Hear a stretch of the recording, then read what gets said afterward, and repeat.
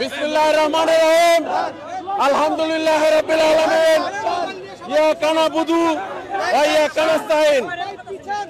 আপনারা দেখেছেন বারবার আমাদের মুসলমান ভাইদের ভারতের মধ্যে কিভাবে হত্যা নির্যাতন করছে। আমাদের বাংলাদেশের যত সনাতনধর্মী ভাই বোনেরা আছে তারা স্বাধীনের পর থেকে মায়ের কুলে বসবাস করতেছে। আমরা তাদের কোনো কাজে বাধা দেই নাই, বরঞ্চ বাংলাদেশের অনেক আলেম ওলামারা তাদের পূজা মণ্ডপ পাহারা দিয়েছে এবং এও হুঁশিয়ারি দিয়েছে যে কেউ যদি পূজা মণ্ডপের মূর্তি ভাঙে তাদের হাত ভেঙে দেওয়া হবে। সে আলেম ওলামাদের বলতে চাই, আমাদের কিন্তু মূর্তি পাহারা দেওয়ার জন্য নয়, মূর্তি ভাঙার জন্য।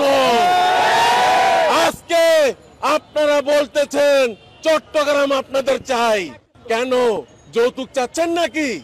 মেয়ে তো আমরা বিবাহ করে দেই নাই, হাতে তুলে দেই নাই, মেয়ে পালিয়ে গিয়েছে, তাহলে যৌতুক কেন চাচ্ছেন? চট্টগ্রাম নিয়ে লাফালাফি করেন না।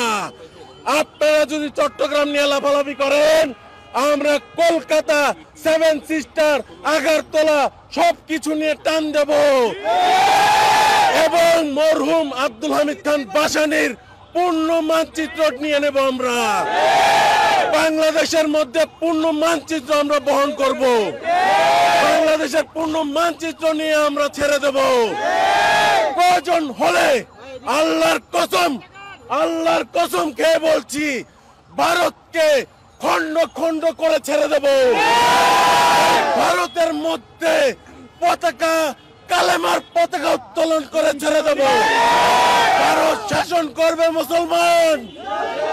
আপনারা গোমূত্রর সন্তানেরা, তোমরা জানোয়ারের সন্তান, তোমাদের সাথে আমরা কি লড়বো? তোমাদের গায়ে হলো মাথা, তোমাদের বাবাকে তোমরা বলতে পারো না, তাহলে তোমাদের গায়ে যদি মাথা হয় তোমাদের বাবা স্বীকৃতি পেতে হবে সার। আর যদি সার তোমাদের বাবা না হয়, তোমরা পিতৃ বিচ্ছিন্ন, তোমাদের পিতৃ পরিচয় নাই, তোমরা যারো সন্তান। বাংলাদেশের মুসলমানের সাথে লড়তে এসো না। বাংলাদেশের মুসলমানের সাথে লড়তে এলে তোমরা বর্ডারেই শেষ হয়ে যাবে।